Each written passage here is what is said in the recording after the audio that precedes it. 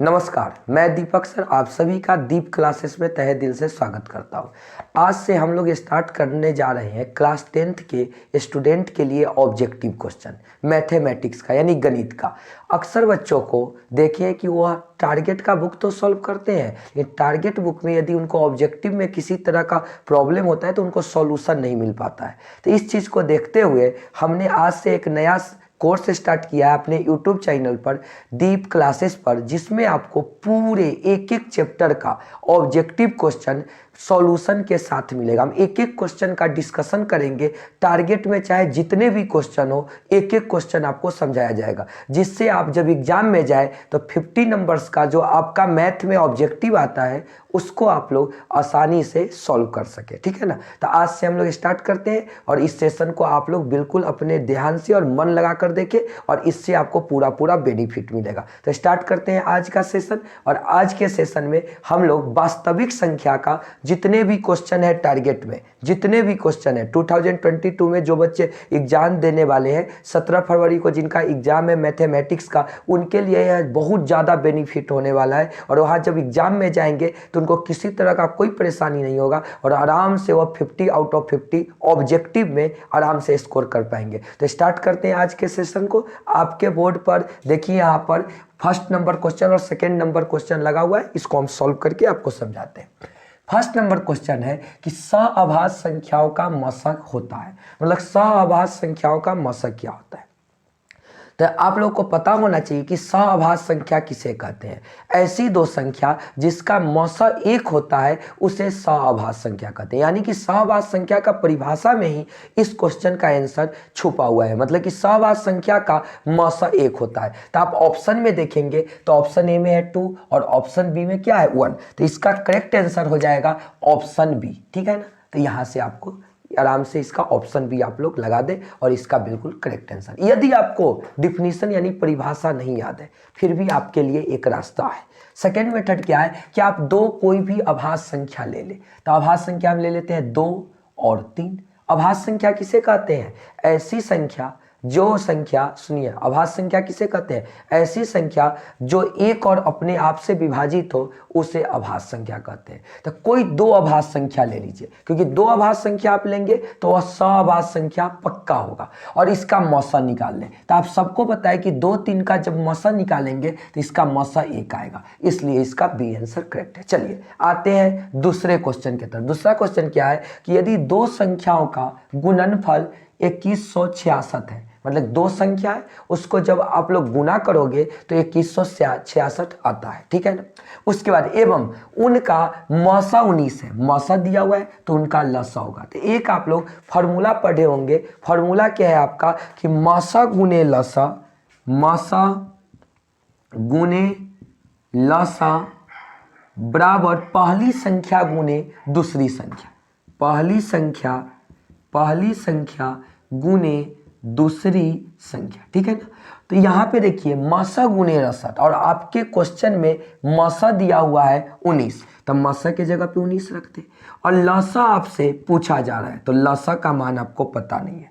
यह पहली संख्या गुने दूसरी संख्या, और यदि हम इसको दूसरे शब्दों में कहें तो कह सकते हैं कि संख्याओं का गुणनफल। और यहाँ पे देखिए कि गुणनफल दिया हुआ है 2166, यहाँ आपको निकालना है लसा।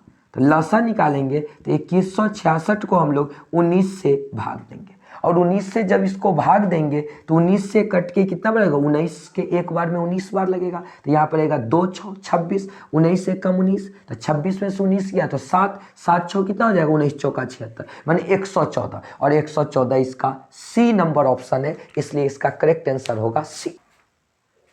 क्वेश्चन नंबर 3, क्वेश्चन नंबर 3 आप लोग ध्यान से देखेंगे। यदि a बराबर 2 का पावर 3 इंटू 3 इंटू 5 और b इक्वल टू 2 का पावर 4 इंटू 5 इंटू 7, तब लसा निकालना है a और b का, मतलब कि दो संख्या दिया हुआ है आपको और इसका आपको एलसीएम लघुत्तम निकालना है। ठीक है ना। तो आप लोग तरीका सीखे कैसे निकलता है लसा।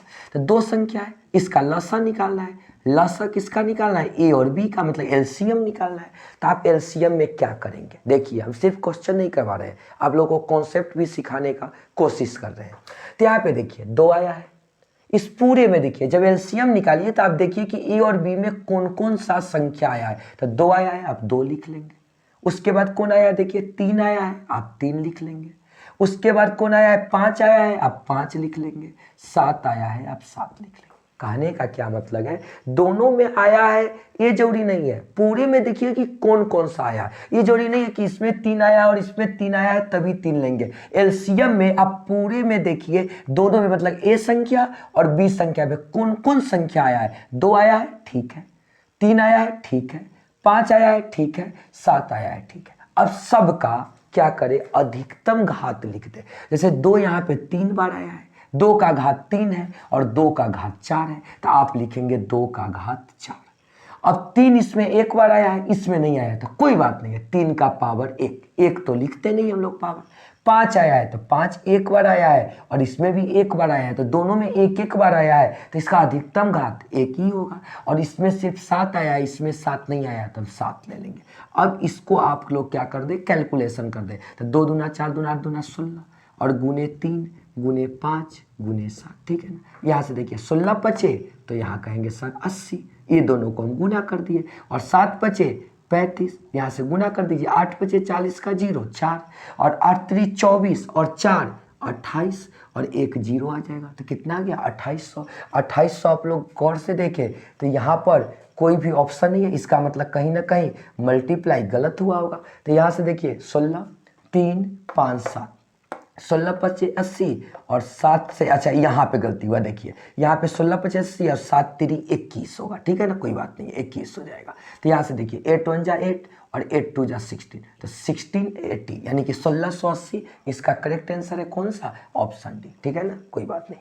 चलिए आगे चलते हैं। 4 क्या है, यदि m एक धनात्मक पूर्णांक है। m कैसा पूर्णांक है, धनात्मक पूर्णांक है। सर धनात्मक पूर्णांक किसको कहते हैं, धनात्मक पूर्णांक उसको कहते हैं जो काउंटिंग नंबर है, प्राकृतिक संख्या, जैसे 1 2 3 4 5 6 जो हम लोग बचपन में सीखे थे काउंट करना, उसको हम लोग धनात्मक पूर्णांक कहते हैं। तो कहता है कि m एक धनात्मक पूर्णांक है, तो धनात्मक विषम पूर्णांक का रूप क्या होगा। तो आप लोग याद कर लें कि जो सम संख्या होता है या सम पूर्णांक है, तो सम पूर्णांक का रूप होता है 2m। 2m क्यों, क्योंकि यहाँ पे पावर 1 रखिएगा तो 2 1 जा 2, 2 रखेंगे तो 2 2 जा 4, 2 दूना 4, 3 रखेंगे तो 2 3 6, 4 रखेंगे तो 2 4 8, यानी कि यहाँ पे आपको सम पूर्णांक मिलेगा। और यदि हम बात करते हैं विषम पूर्णांक का, तो विषम पूर्णांक जो आपका होता है, विषम पूर्णांक उसका जो रूप होता है, याद कर ले, विषम पूर्णांक 2m + 1 होता है। क्योंकि कैसे सर, तो यदि यहाँ पे आप 2m + 1 करेंगे तो कैसे आएगा, उसको समझने की कोशिश करें। तो कि 2 एकम 2 और 1 3, इस तरह से आएगा। लेकिन यहाँ पे क्या है कि ऑप्शन में कहीं पर भी 2m + 1 नहीं है, 2m + 1 नहीं है। तो यदि 2m + 1 नहीं है तो कोई बात नहीं है, आप किसका मदद लेंगे, ऑप्शन का। तो ऑप्शन के मदद से यदि आप यहाँ पे 1 रखते हैं तो 4 1 जा 4 और 2 6, या विषम पूर्णांक नहीं है, ये आपका सम पूर्णांक हो गया। यहाँ रखेंगे 1 को तो 4 1 जा 4 और 4 8, तो ये क्या हो जाएगा आपका, यहाँ पे भी आपका जो आएगा वो सम पूर्णांक आ जाएगा। यहाँ 4 1 जा 4 और 1 क्या आ जाएगा 5, तो यदि आप यहाँ पे 1 रखेंगे तो 5 आया, तो 5 क्या है, एक विषम पूर्णांक है। तो यहाँ आप ऑप्शन से इसको सॉल्व करेंगे और इसका करेक्ट आंसर हो जाएगा सी। आप समझने का कोशिश करें। ये ऐसे आप याद रखें कि सम पूर्णांक का 2m होता है, 2m सम पूर्णांक का, सम धनात्मक पूर्णांक, और सम यदि विषम धनात्मक पूर्णांक की बात करें तो 2m + 1 होता है। लेकिन यदि यहाँ पे हमको ये दोनों में से कोई ऑप्शन नहीं है तो आप ऑप्शन का हेल्प लेंगे। तो ऑप्शन के मदद से यहाँ पे करा है कि एक यदि m कोई धनात्मक पूर्णांक है तो m का मान क्या है 1 2 3 4 ...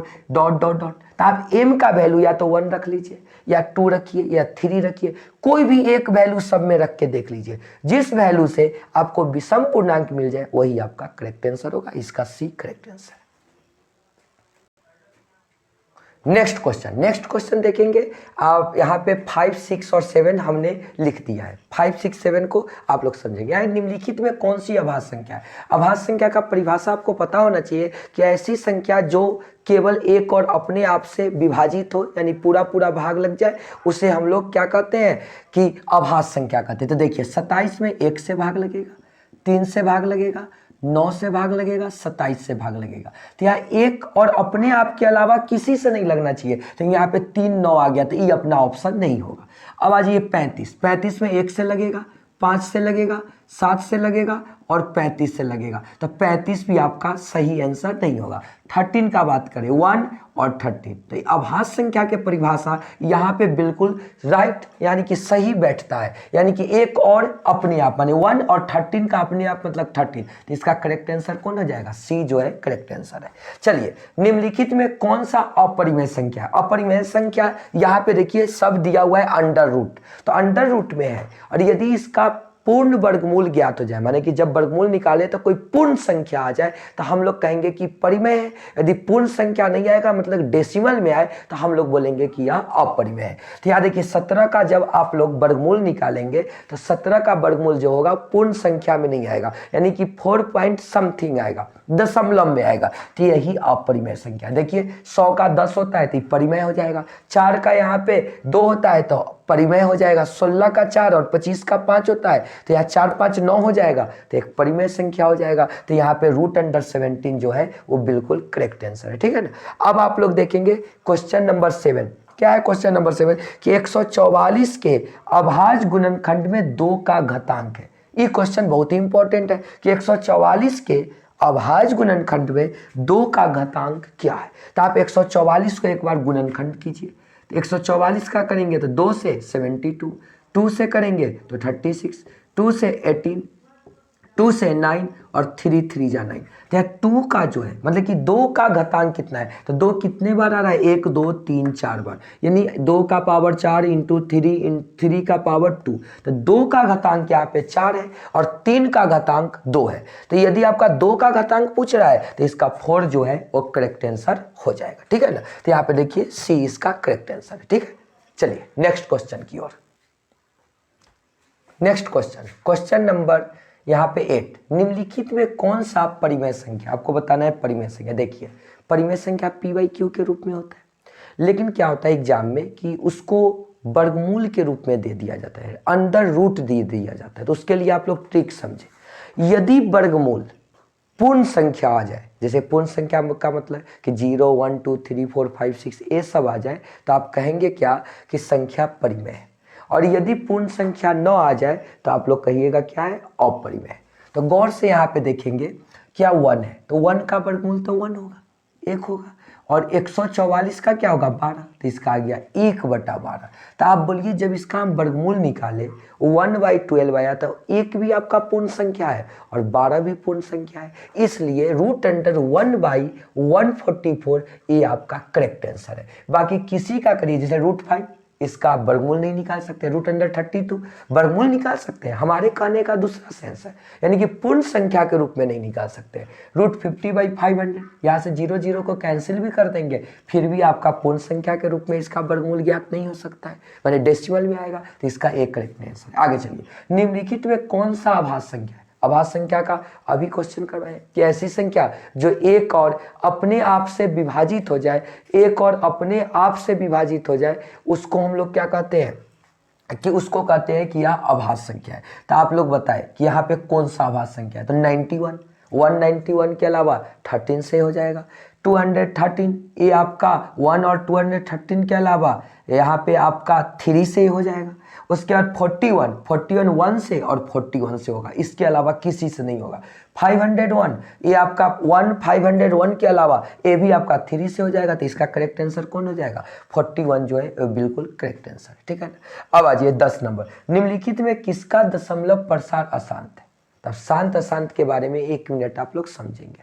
अशांत क्या होता है कि जब आपको p/q के रूप में संख्या दिया हुआ हो और आपसे पूछे कि कौन शांत है और कौन अशांत है, तो आपको क्या करना है, इसका पहले उस नंबर को आपको सरलीकरण कर लेना है। मतलब कि सरलीकरण का मतलब है कि अंश हर में यदि कुछ कटने वाला है, कुछ सरल होने वाला है, तो सबसे पहले उसको आप सरल कीजिए, उसके बाद जो आपका हर है उसका गुणनखंड कर दीजिए, और गुणनखंड में सिर्फ 2 और 5 संख्या है, तो इसका मतलब है कि वह शांत है, और 2 5 के अलावा कुछ और आ जाए तो वह अशांत है। सिर्फ 2 आए फिर भी शांत है, सिर्फ 5 आए फिर भी शांत है, 2 और 5 दोनों आए फिर भी शांत है, लेकिन 2 और 5 के अलावा कुछ दिखे और ऊपर कुछ कैंसिल करने के बाद, माने सरल करने के बाद, तो आप उसको अशांत कहेंगे। तो गौर से देखें, 625 को यदि आप करते हैं तो यहाँ पे 5 गुने 5 गुने 5 गुने 5 आएगा, तो 50 25 25 125, 1600 को करेंगे तो क्या आएगा? यहाँ पे 5 गुने 5 गुने 2 गुने 2 और 2 दूना 4, 4 दूना 16, यानी 2 आपका यहाँ पे 4 बार और आएगा, ठीक है ना। तो ये 5 और 2 आया और यहाँ पे सिर्फ 5 आया, तो दोनों शांत है। यहाँ पे 243 को आप करेंगे तो यहाँ पे जब 243 को करेंगे तो ये आपका 7 से कैंसिल होगा। 7 से करेंगे तो 7 इंटू, तो 7 से करके देख लीजिए, चाहे 3 से कर लीजिए, 3 से करिए तो 3 इंटू, तो क्या हो जाएगा 3 × 24 81, और 81 का क्या होता है 3 × 9, 9 × 27, 27 × 21, माने कि सिर्फ 3 आया। यदि 3 आया मतलब ये अशांत है, तो इसका करेक्ट आंसर कौन हो जाएगा, बी इसका करेक्ट आंसर है। और यहाँ पे 50 को करेंगे तो ये कितना हो जाएगा 5 × 10, और 10 को करेंगे तो 2 × 5, यानी कि 5 × 5 × 2। तो ए आपका शांत है, ए भी शांत है, ए भी शांत है, लेकिन बी जो है ये आपका अशांत है, ठीक है ना। चलिए नेक्स्ट क्वेश्चन, क्वेश्चन नंबर 11, एक अशून्य परिमेय और अपरिमेय संख्या का गुणनफल होगा। मतलब परिमेय और अपरिमेय संख्या जो आपको लेना है वो 0 नहीं लेना। अशून्य का मतलब 0 को छोड़कर आप कुछ भी ले सकते हैं, शून्य को नहीं लेना। तो एक अपरिमेय संख्या, लेकिन कैसा लेना है, अशून्य, और परिमेय संख्या भी अशून्य, तो हम ले लेते हैं 2, और उसके बाद ले लेते हैं इंटू √3। तो आप बताइए क्या हो जाएगा 2√3। तो आप बताइए 2√3, क्या √3 का जब आप वर्गमूल निकालेंगे तो दशमलव के रूप में आएगा। यदि दशमलव के रूप में आएगा तो यह एक अपरिमेय संख्या है।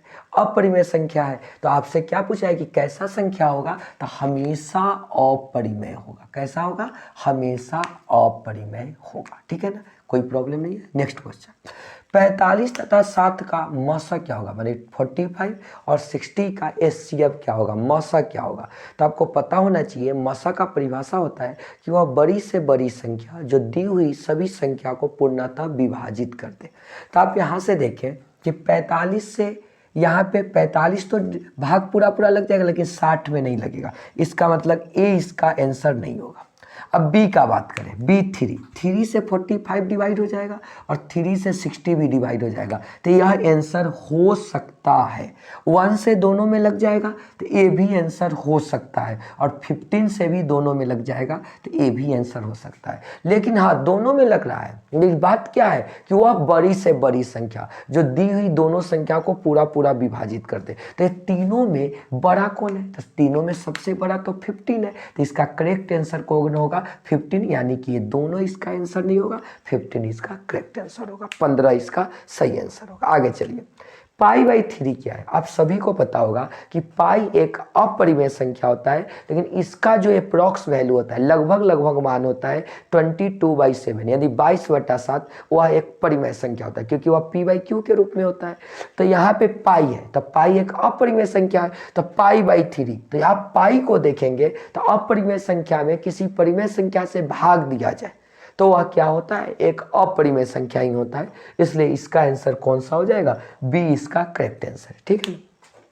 अब हम लोग बात करेंगे यहाँ पे क्वेश्चन नंबर 14 का। 14 में क्या है, यदि f ऑफ x बराबर x³ minus 5x² plus 2x plus 2, तो f ऑफ 1 का मान क्या ज्ञात होगा। ऑप्शन है 0, 1, 2 और -1, ठीक है। तो यहाँ पे आप लोग देखें 14 को हम यहाँ पे सॉल्व कर रहे हैं, ठीक है ना, 14 को। तो यहाँ पे f ऑफ x का वैल्यू दिया हुआ है, f ऑफ x का क्या वैल्यू दिया हुआ है, x³ minus 5x² plus 2x plus 2, ठीक है ना, प्लस 2। तो x³ minus 5x² plus 2x plus 2, यदि आपको नहीं दिख रहा होगा, फ्रेम में नहीं आ रहा होगा, तो हम बोल रहे हैं। तो यहाँ से क्या हो जाएगा x³, तो आपको निकालना है f ऑफ 1, f ऑफ 1, तो आप x के जगह पे 1 रख दीजिए, तो 1 का क्यूब माइनस 5 × 1 का स्क्वायर प्लस 2 × 1 प्लस 2, तो 1 का क्यूब करेंगे तो 1, माइनस 1 का स्क्वायर 1 तो 5, और प्लस 2 1 जा 2 प्लस 2, तो 2 2 4 4 1 5, और 5 माइनस 5 क्या हो जाएगा 0। तो इसका करेक्ट आंसर कौन हो जाएगा 0, दैट इज ए इसका जो है करेक्ट आंसर। तो इस तरह का क्वेश्चन है तो कुछ भी नहीं करना है। f ऑफ 1 पूछ रहा है तो x के जगह पे आप 1 रखेंगे, तो जहां जहां x है वहां वहां 1 रख के उसको आप कैलकुलेशन कर लेंगे, आंसर आ जाएगा।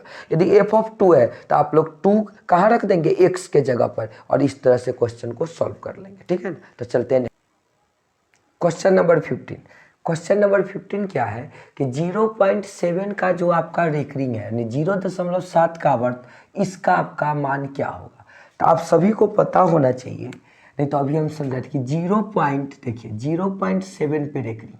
तो आप देखिए पॉइंट के पहले 0 है, इसका तो कोई वैल्यू होता नहीं, अच्छा दिखने के लिए लगाया जाता है। तो 7 है, मतलब एक संख्या के ऊपर आवर्त है, तो इसका एकदम शॉर्टकट है 7/9 लगा दीजिए, ये आपका करेक्ट आंसर है। यदि आ जाए 0.31 पे रेकरिंग, तो देखिए कितने संख्या पे रेकरिंग है, 2 संख्या पे, तो आप 31/99 कर दीजिए, ये आपका करेक्ट आंसर है। तो इस क्वेश्चन में आपसे पूछ रहा है 0.7 पर रेकरिंग, तो 7/9 इसका ए जो है वो बिल्कुल करेक्ट आंसर है। अब क्वेश्चन नंबर 16 क्या है, 8 का पावर 0 इंटू 2 का पावर 0। तो आपको पता होना चाहिए कि किसी का पावर 0 करने पर उसका मान 1 हो जाता है। तो 8 का पावर 0 है मतलब मान 1 है, गुने 2 का पावर 0 है तो उसका मान 1 है। तो 1 गुने 1 क्या हो जाएगा 1, यानी 8 का पावर 0 तो इसका वैल्यू हो जाएगा 1, और यहाँ पे 2 का पावर 0 तो इसका वैल्यू 1, तो 1 इंटू 1 क्या हो जाएगा 1, तो इसका 1 जो है वो करेक्ट आंसर हो जाएगा जो कि बी है, ठीक है ना। उसके बाद देखिए ए और बी अभाज्य संख्या है, तो ए और बी का लसा क्या होगा, तो दो अभाज्य संख्याओं का याद रखिएगा मौसा 1 होता है और लसा उन संख्याओं का गुणनफल होता है। जैसे आपको पता होना चाहिए कि यदि आप 2 और 3 लेंगे तो ये दोनों अभाज्य संख्या है, तो इसका मौसा निकाल के देख लीजिए तो मौसा 1 आएगा, लेकिन लघुत्तम निकालेंगे तो 2 तिहाई 6, यानी कि संख्या को गुना करने पर इसका आपको लघुत्तम प्राप्त होगा। तो 2 तिहाई 6 यानी कि ए और बी दिया हुआ है, तो ए इंटू बी, इसका करेक्ट आंसर कौन है, सी है। निम्नलिखित में से कौन अभाज्य संख्या है, अभाज्य संख्या का क्वेश्चन आप अभी किए, फिर से आपके सामने आया है, ठीक है ना। तो इसको करना है क्या है, ऐसी संख्या जो एक और अपने आप से विभाजित हो उसे हम लोग अभाज्य संख्या कहते हैं, एक और अपने आप से विभाजित हो उसे अभाज्य संख्या कहते हैं। तो कौन संख्या है भाई, तो यहाँ पे देखिए 23 1 से डिवाइड होगा और 23 इसके अलावा किसी से डिवाइड नहीं होगा, तो इसका बी जो है करेक्ट आंसर है। अब बात करेंगे कि निम्नलिखित में से कौन परिमेय संख्या है। तो परिमेय संख्या के लिए आपको बताया गया हुआ है कि जिसका वर्गमूल पूर्ण संख्या के रूप में हो उसे परिमेय संख्या कहते हैं, या जो p/q के रूप में हो, जहाँ p और q कोई भी पूर्णांक संख्या और q का मान 0 नहीं हो उसे हम लोग क्या कहते हैं, उसको हम लोग कहते हैं परिमेय संख्या। तो यहाँ देखिए √3 का वर्गमूल निकालेंगे तो 1 पॉइंट समथिंग आएगा, 732 आएगा, तो ये आपका नहीं आंसर हो सकता, ये अपरिमेय है। √5 का 2.23 समथिंग आएगा, तो ये भी आपका अपरिमेय है। √6 का जो वैल्यू आएगा ये भी डेसिमल फॉर्म में आएगा, तो ये अपरिमेय। लेकिन यहाँ पे √3 से √3 कैंसिल हो जाएगा, तो बचेगा क्या 2, और 2 जो है 2 के यहाँ पे हर में 1 है, ये p/q के रूप पे है, और p और q दोनों पूर्णांक संख्या, q का वैल्यू 0 नहीं है, इसलिए इसका सही आंसर कौन हो जाएगा, सी। अब आप लोग समझेंगे कि यहाँ पे जो 20 नंबर क्वेश्चन है उसको 20 नंबर क्या है कि यदि 65 तथा 117 का मौसा इतना के रूप में है तो m का मान क्या होगा। तो आपको पता होना चाहिए कि 65 और 117 का जब आप मौसा निकालेंगे तो कितना आएगा, 13 आएगा, यानी 65 और 117 का मौसा 13 आएगा, मतलब 13 आएगा। तो आपको कह रहा है कि m का मान क्या रख दीजिए, जो आपका 13 आएगा उसको दूसरे रूप में लिखा हुआ है 65m-170। तो m का वैल्यू आप ऑप्शन से यहाँ पे रख के देखिए, जिससे 13 आंसर आ जाए वही आपका सही आंसर होगा। तो जब यहाँ पे आप 2 पुट करेंगे तो 65 गुने 2 130, और 130 में से 117 आपका माइनस होगा तो क्या आ जाएगा 13। तो यदि 2 रखने पर आपको यहाँ से 13 मिलेगा, जो कि 65 और 117 का मौसा है, इसलिए इसका m का वैल्यू 2 जो होगा वो करेक्ट आंसर होगा। मिलते हैं अब हम लोग अगले क्वेश्चन के साथ। तो आज के क्लास में हम लोग क्लास 10th का जो वास्तविक संख्या है आपका, उसके पूरे हम लोग 20 क्वेश्चन सॉल्व कर चुके हैं, और 20 क्वेश्चन आप लोग बिल्कुल अच्छे से इस वीडियो को देखेंगे, बार बार देखिए, और अपने जो एग्ज़ाम आपका होने वाला है उसमें अच्छा स्कोर करें, ठीक है ना। तो जो नेक्स्ट वीडियो यानी कि कल जो वीडियो अपलोड होगा उसमें जितने भी वास्तविक संख्या के बचे हुए क्वेश्चन हैं, चाहे वह 40 हो या 60 हो, उसको हम देख लेंगे। सभी क्वेश्चन को आपको यहाँ पे हम सॉल्व करके और एक एक क्वेश्चन को अच्छे से डिस्कशन करके आपके सामने में रख देंगे, और बिल्कुल अच्छे से आपको समझ में आएगा। तो मिलते हैं नेक्स्ट वीडियो के साथ कल, तब तक के लिए आप लोग बिल्कुल अच्छे से मन लगा के पढ़े, और आपका जो तैयारी है उसको पूरे माने कि अपना जितना भी आप में एनर्जी है, जितना हो सके उसको अच्छे से अपना पूरा समय दे, और बिल्कुल इधर उधर ध्यान न रखे, भटके नहीं, और बिल्कुल आप फोकस करके स्टडी करें, ठीक है ना।